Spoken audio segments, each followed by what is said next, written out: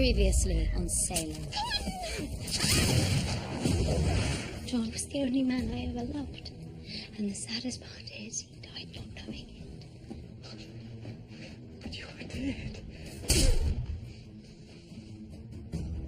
You cannot hide behind your husband anymore, Mary Sibley. What do you want from me? Silence your bitter enemy, Hawthorne. I'll try and be gentle. Don't bother. We will meet again, little owl. Until then, tell no one that we have met. Their time for knowing me is not yet. I shall use the young Anne Hale to make a water charm to warn me if it draws near.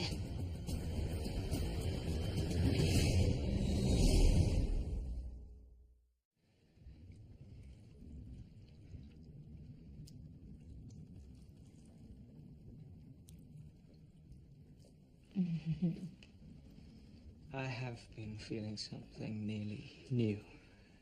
What is it, my love? Excitement.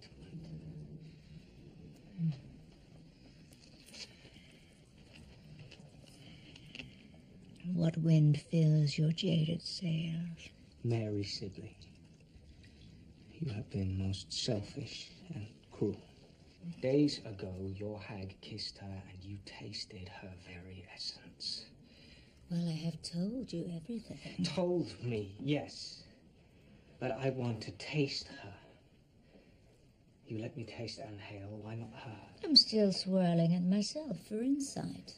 These are simple folk. What could possibly elude you?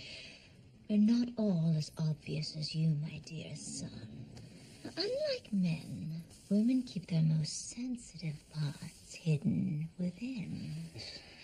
And our beautiful Mary Sibley, now she has more and deeper secrets than most. Such as?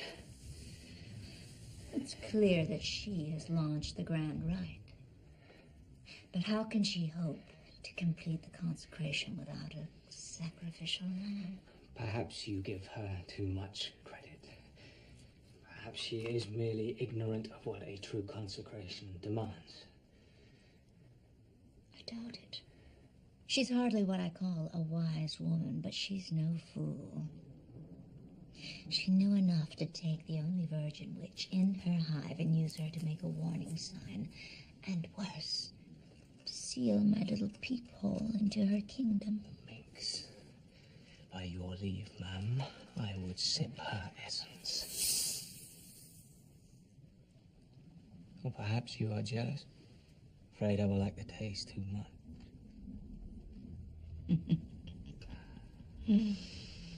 Very well. Just once.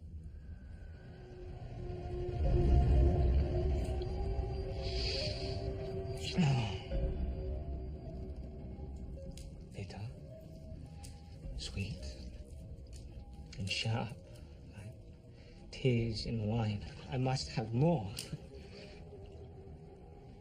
Don't be a greedy boy. You will see her soon enough. The little minx, as you call her, has forced my hand. Tell the captain to lift anchor. And once he has made his way out of Boston Harbor, I will send a stiff wind to speed our way to Salem. And to Mary Sibley. Oh, before you go, Shatsy, a little help.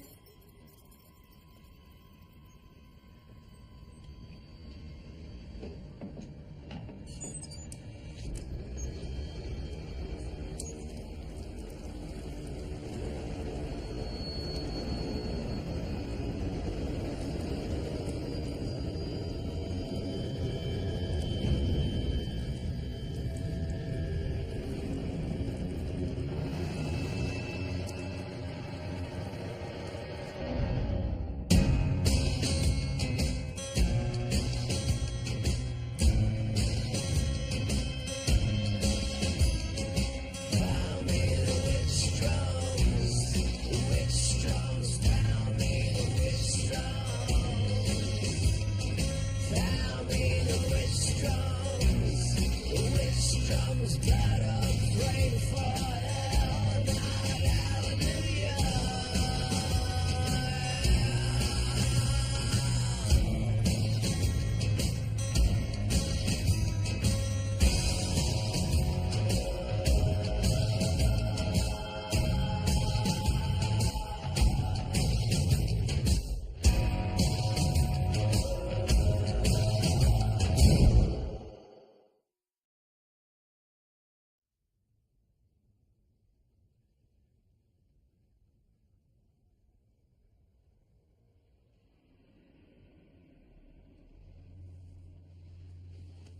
Good day, Mother.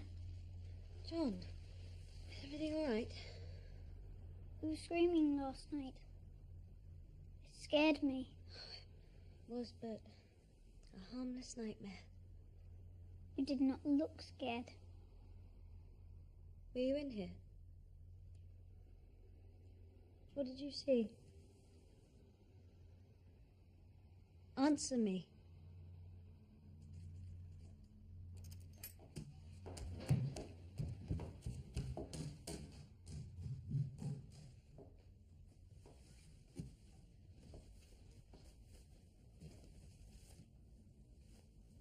If you wanted to know how it felt to be a slave, you had but to ask. I hope the good doctor cured whatever it was that ailed you. What I do to arouse my powers is no concern of yours. You are wrong. Everything you do or fail to do is my concern. Our new magistrate has called an emergency meeting of the selectmen this midday. What does that ass want now? They say Hawthorne offers a way to save Salem from the plague. Your head on a platter. He is hardly the only one who wishes that.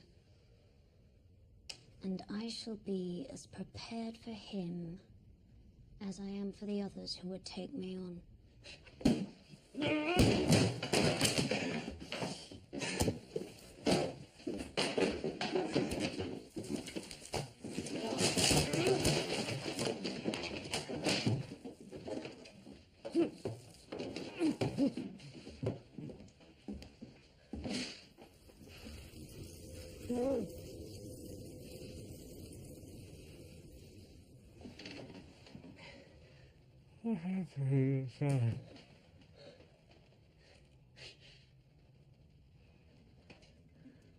Fought fire with fire and got burned.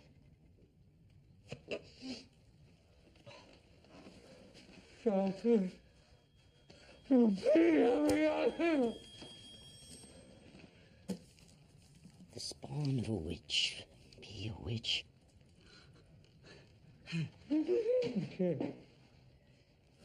Be quiet! I'll put you back to sleep for good.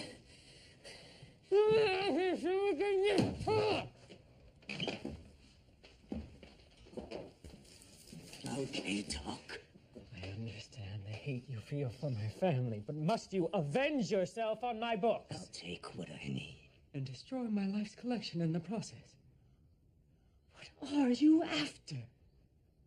To finish the job that you and your father couldn't. You are one man. A wanted man at that. It's a fool's errand. You should know. You come from a long line of them. I know more about the prey you hunt than anyone. Let us join forces.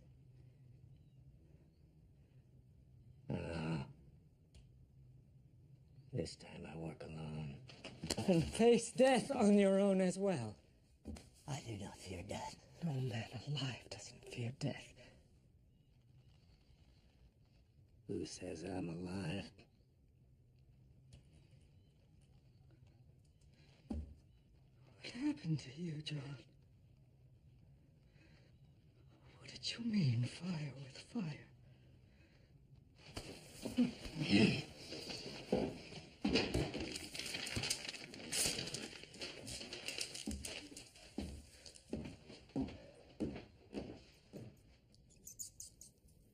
Do you like being a mouse, Jenkins?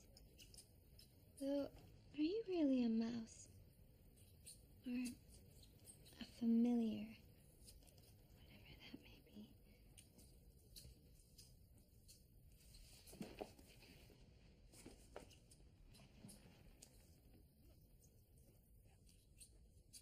tell you a secret, little brown Jenkins. I do not think I like being a witch.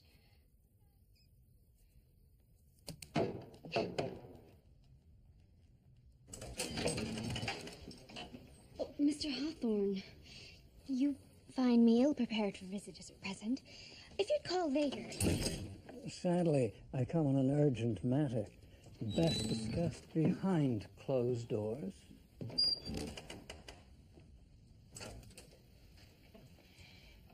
Have you given thought to our earlier conversation?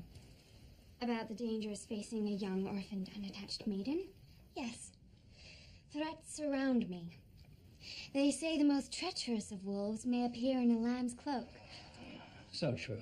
Now, there is talk in Salem, much talk, about you and your trip from Boston. I rode with Reverend Mather. It was perfectly innocent. The talk is of witchcraft. The militiaman guarding the entrance to Salem was brutally killed. But I had nothing to do with that. Your accuser is a drunkard and a thief. In fact, a disgrace to his position. But talk, like fire, needs but a breath to propel it. You remember the pitiful fate of young Bridget Bishop? Indeed. Who could forget seeing a dear, innocent friend hung? There is but one sure way to avoid you suffering the same fate, if not a worse one. Burning at the stake.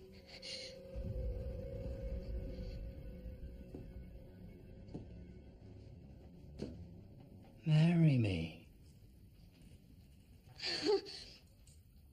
Sir, I hardly think this is the time. Oh, it is indeed the only time, considering your predicament. Forgive me, Magistrate. Since the recent death of my parents, my fragile mind is so clouded. Let me cut through the clouds and be very clear. As wife of the magistrate, no one would dare accuse you. But if you rebuff my overture,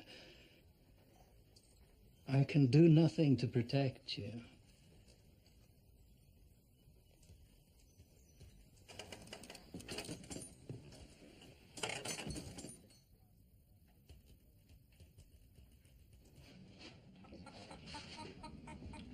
Dolly, hurry up, you're late for breakfast. The Lord eats a laggard, right, Father? That which we are about to receive, may the Lord make us truly grateful.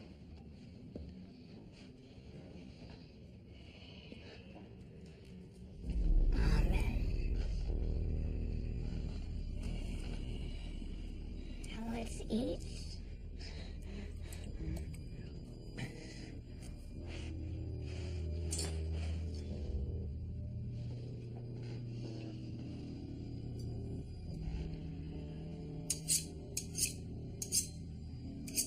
Don't worry. I'm no Puritan torture. He feels nothing thanks to my little physic. But I will have my fill.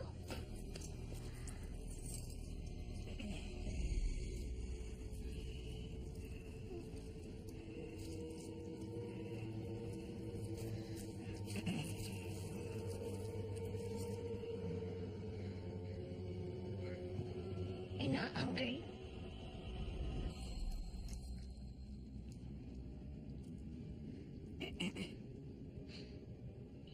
Mercy. My friend, my sister, what are you doing? Doing? What I am doing is a great honor to poor Isaac.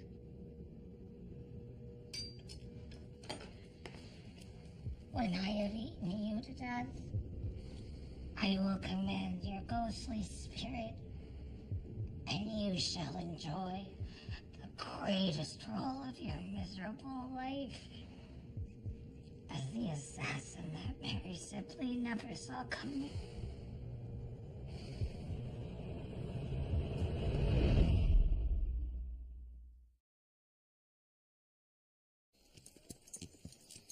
loathsome lizard Hawthorne plans to challenge us today. Challenge you. I humiliated him in front of the whole common yesterday, but I fear I went too far. The problem with cornering a rat is you give them no choice but to attack. And you must be ready. Ready? What more do you want from me? I lied in the face of my own selectmen. Drew a white veil over all you've done. You fool. Repeat after me. I am nothing. Nothing. Your every breath is at my whim.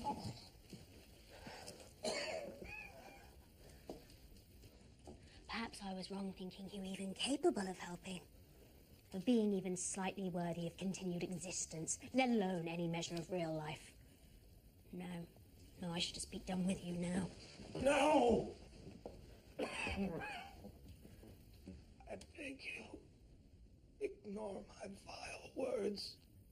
I'm nothing. A worm. Not worthy of the effort it would take to kill me. That's right. So understand this. There is more work to be done, George. Rise to this occasion. Not only will you live, but you may yet taste real delights. Yes, mistress. Excellent. The last of the founding fathers must rise up and protect our good name. I'm depending on you, George, to show Salem that you are still a giant among men.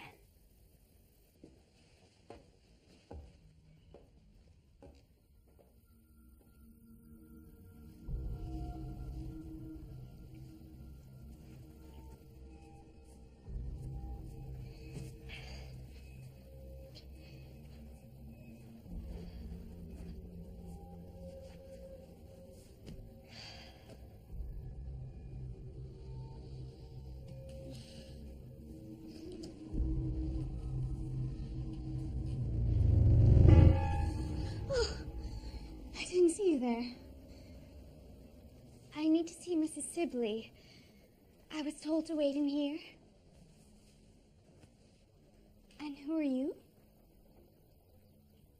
My name is Anne. Your hair. Yes? It looks like fire and smells of cinnamon. Oh.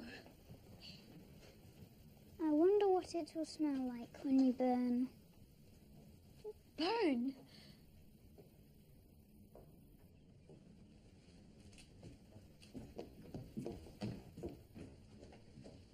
I see you've met our nephew. That boy's a relation of yours? Of Mr. Sibley's. He's staying with us a spell.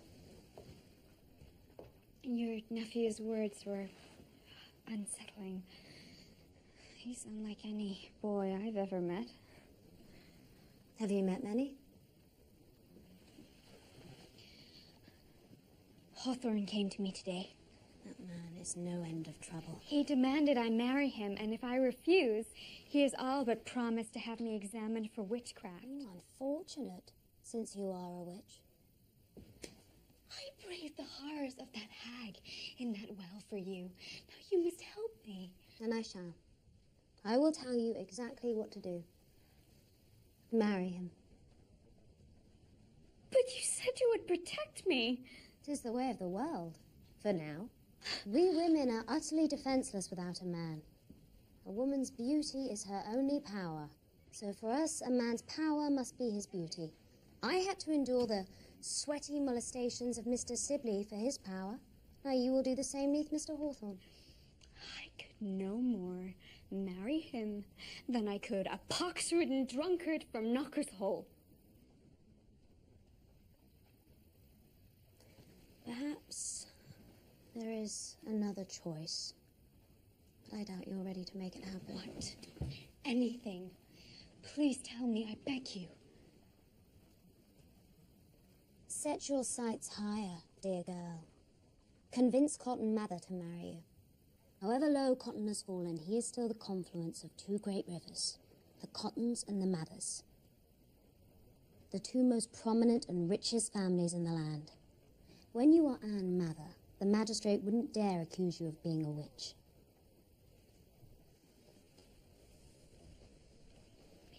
He is very kind and tender, and perhaps if I went to him and explained Do about not fool Hawthorne... yourself.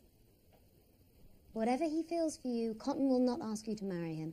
Not of his own free will. How do you know? Because he's married to his books, and his bottle, and his self-pity. And on top of that, he's still in love with another whom he can never have. A whore named Gloriana. Then what use even mentioning him? Remember what you are, Anne. A witch.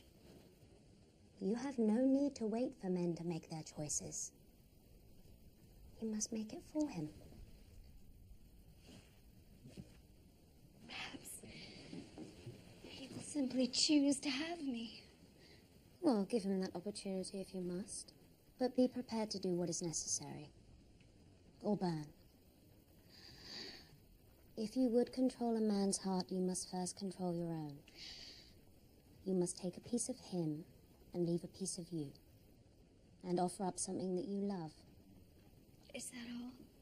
Not quite. There are words to be spoken.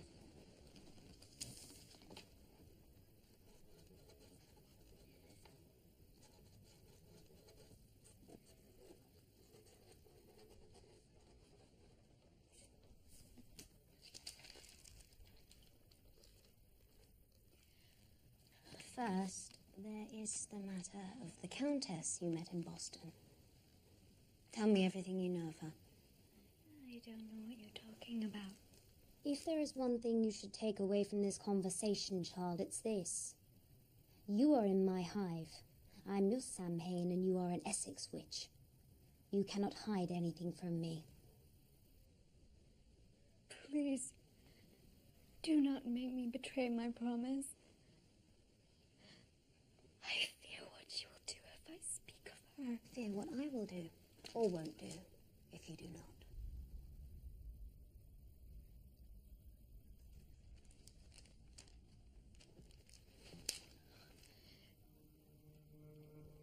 She calls herself the Countess Ingrid Palatine von Marburg.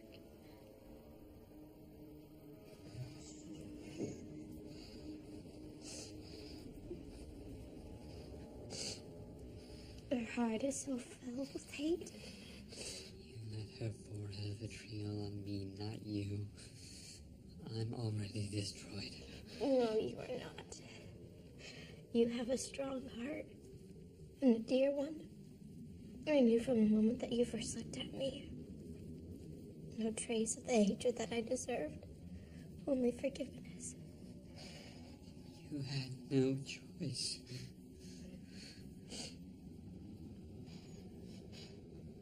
No. We all have a choice. If we have nothing else, we always have a choice. And I choose you.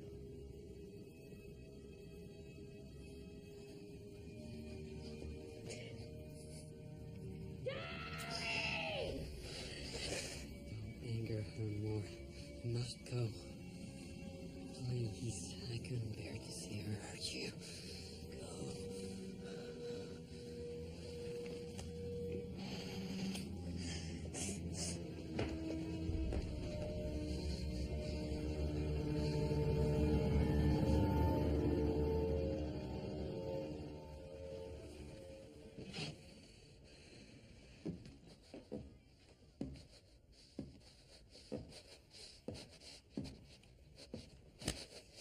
Nobody can know I'm alive.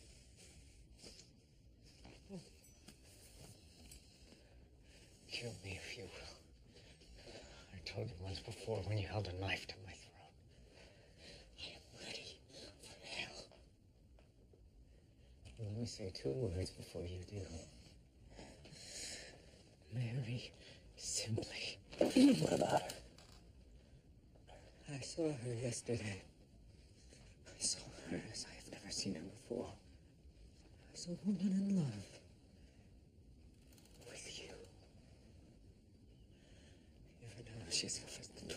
Somehow believing that you died without knowing. Knowing? That she has always loved you. And that she still does. Will you not put her out of her misery? Lord knows I may. Cotton? Cotton, please open the door. I know you're inside. Lamb told me you've been locked away all day. I need your advice. Something of mine, something of his. Let the blame fall on me. Cotton. I have no father to ask, and you are the best man I know, the wisest and the kindest. So, you must advise me. Certainly, anything. What is it? Hawthorne has asked me to marry him. What? How dare he? No, he has much to offer. Safety, security. Do you think I should marry him? I don't know what to say. If you say I should, I shall. Do you love him? What has love to do with marriage in such a world? I'm sorry, this is all very sudden, and the moment is very ill-timed. I fear I have no advice for you.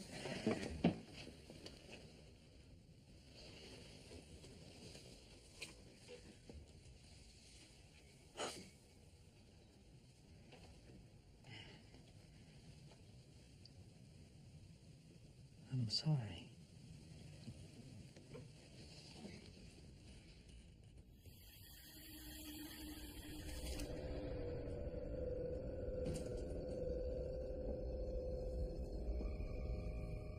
As am I.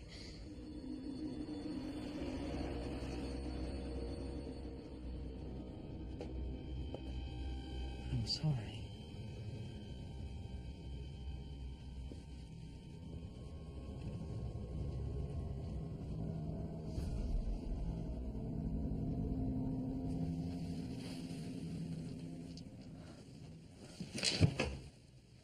Surely God does not intend his flock to perish at the hands of devil worshippers and plague.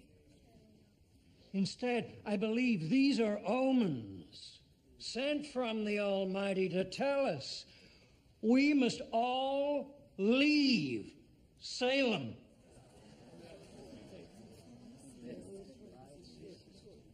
Continue our exodus south to the Carolinas, to a land which is settled and owned by my family for 2 generations, where the soil is fertile, and where a Puritan man may plant his seed and watch his family grow. Our promised land awaits. And so, humbly, I stand before you, divinely called to be your Moses and lead you there. George Sibley was a giant in his day, but the sun has set on that day. And if it is not to set on all our days, we must have a new leader.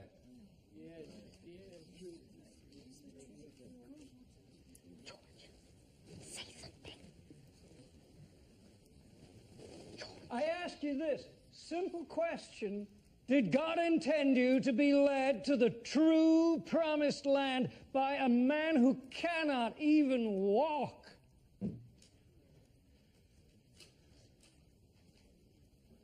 George, oppose him now. This is your last chance to end your suffering. Moses?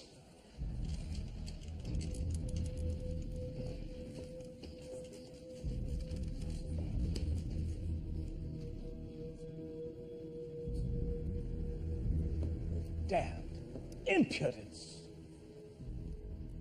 appoint oneself our Moses, and claim to do so humbly. This man's pride is worthy of Satan himself, not Moses. Much greater men than you, sir, made a covenant with the Almighty, and they landed on these shores. Men named Endicott, Skelton, Alden, and Sibley. We crossed the River Jordan to this, our promised land, Salem. Not some inherited parcel from which we could Mr. Sibley, how dare you! Silence! We have overcome crop failures, epidemics, Indian raids, even witches. Shall we abandon our promised land now? What would the Lord himself say to that?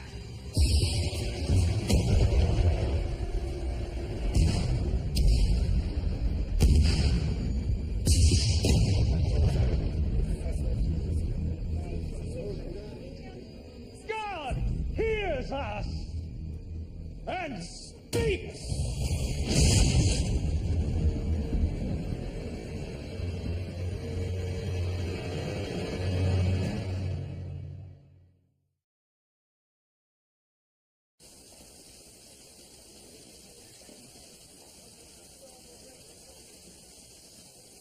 You are sure it is her?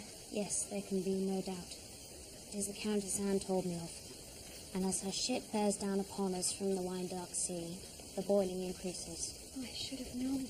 The way the hag kissed you, that is the German witch's way. It's one of her signatures. Calm yourself. Calm myself. You never heard or heeded the stories the elders told. Never interested yourself in history. No, only in the future. More's the pity. Did you never wonder what happened to the witches of the other old lands? The Scythians, the Magyars, the Roma. Only a handful of the old breed survived, hidden in burrows or scattered like dust on the wind. What happened to them? Not witch hunters, but her. I am not of the old breed, but the new, and I'm not afraid of her. You perhaps. But what of the boy? For his safety, I should take him back to the woods.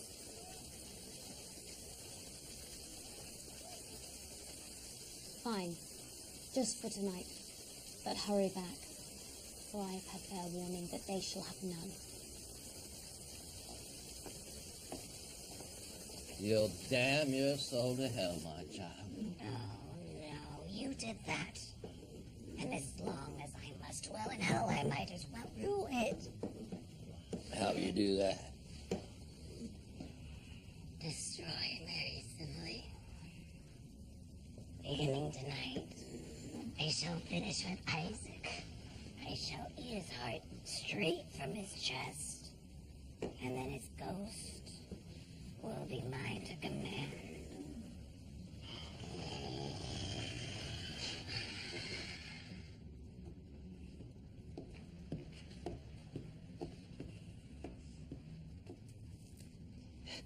She'll kill you if she catches you. Be quiet so she doesn't.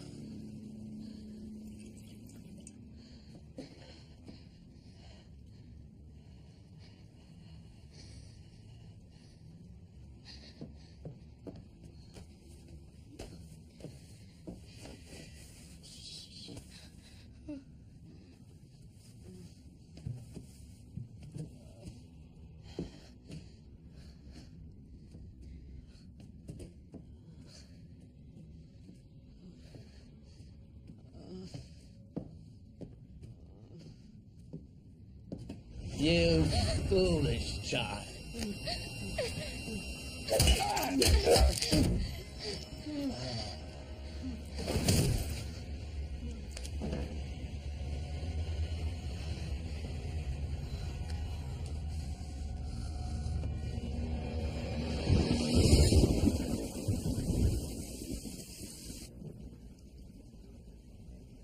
You've done well, George.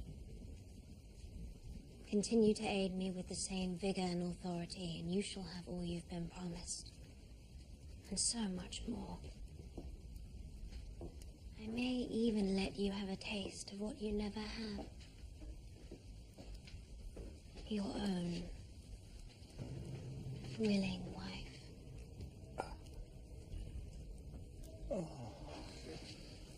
But not now. Not tonight.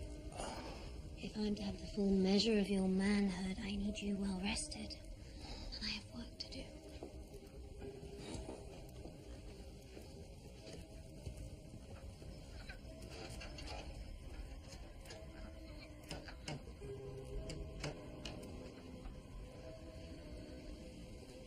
Such a good boy, aren't you? Happy to have a little sleep for me. And dream of all that's to come when you awake.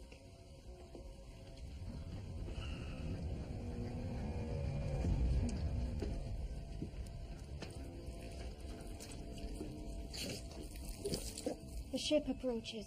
We must do something. It is time to aim for the rails of our enemy's ship. I don't like it. I fear you facing her alone will prove too dangerous. Then guard me well.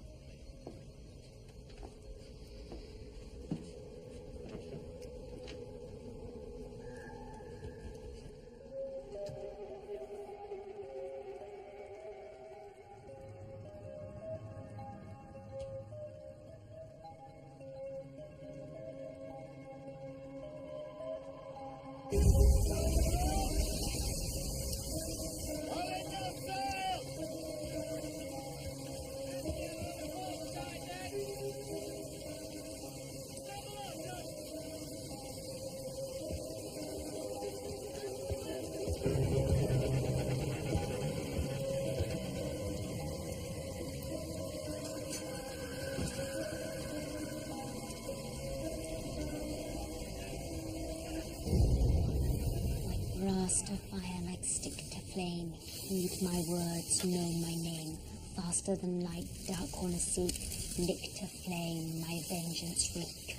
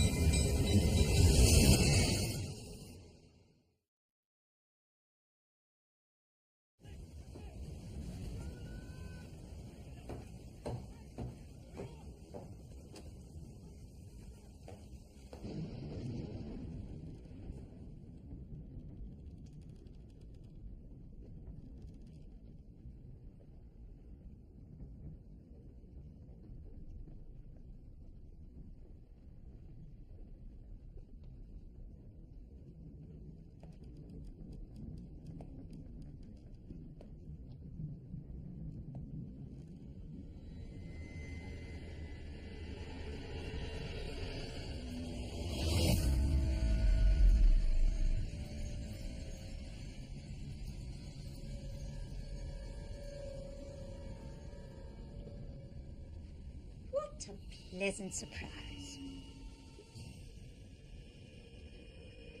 You stalk the halls of my home, yet you stand on the ship before me.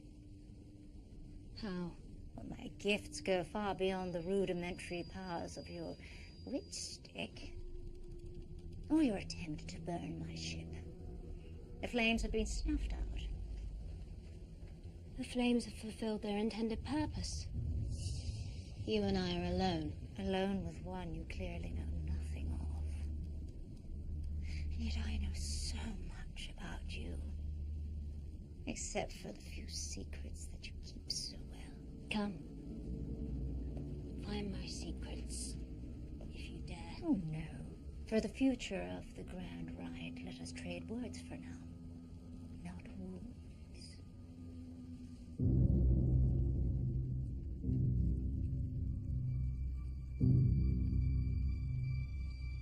I will admit, you're impressive for a common Essex witch. Has our hive not survived when so many others have perished? Yes. But your strength is also your weakness. You are, as you said, a hive filled with lovely little bees, but no true queen. You are in reality mere sister drones, little meek equals whose power is shared. Why, you're like the foot of the pyramid, but you will make a fine and mighty base for one more naturally designed to rule. You. Well, you can put a crown on a sow's head and it doesn't make it a queen. A true queen is not made. She is born in the earth's womb and destined to rule forever. You arrogant bitch. I know about you and all your failures. You won't touch a hair on my head. Anne Hale told me you were desperate to know who completed the Grand Rite. Now you know. I alone succeeded where you failed. Oh, mighty queen of failure. I completed the Grand Rite, and I alone will open the gate for our Dark Lord. 'Tis my accomplishment, and none of your own. Well, that's where you are wrong, little sister. Your accomplishment is not only my concern, but my destiny. Listen, old thing. You gave up your birthright when Increase Mather snatched it away. Your Grand Rite died a failure. Careful.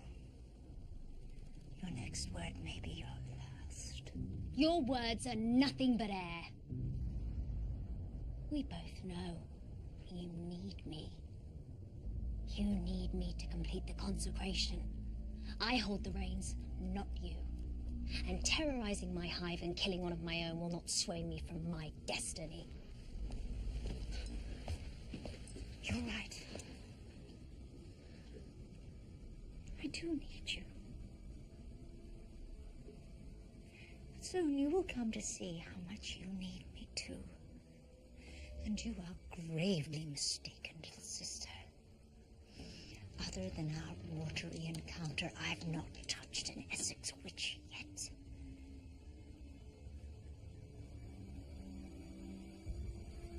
It would appear there is another enemy at your gates. Then let us use this common threat as reason to unite. What difference does it make who holds the key and who opens the gate? All witches will benefit from our Dark Lord's arrival. Let us work together in this noble cause. What I cannot understand is how such a one as you came from so low and dishonest a hive, and how you tolerated their lies and their mistreatment for all these years. Time and again, they have robbed you of your most precious possession, your free will. Correct me if those Essex whores have ever treated you as what you have always been, their natural superior. Oh, for I promise you only this, Mary Sibley. I will never doubt your true worth. And as evidence of my pledge, in your house, I have left a token of my appreciation.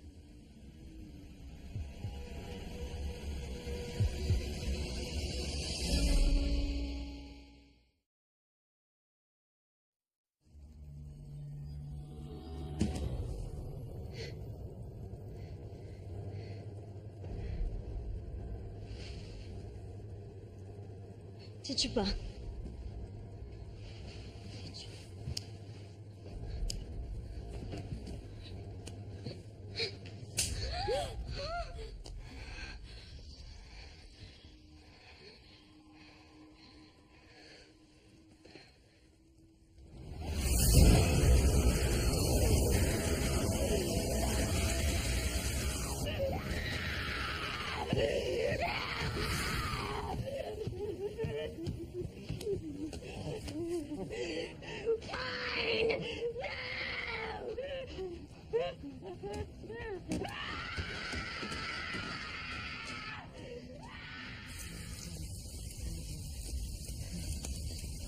This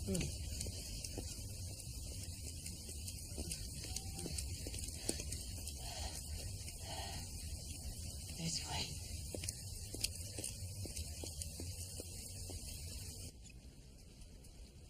If I do nothing, I must burn as a witch, or cede my body and soul to that horrible man.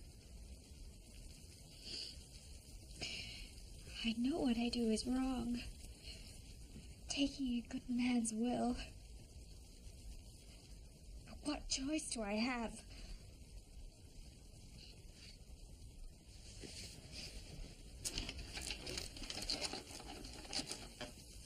A black rose grow in his heart. Write my name and let it start. Wrap it round with balls of thorn. Let his mad love for me be born.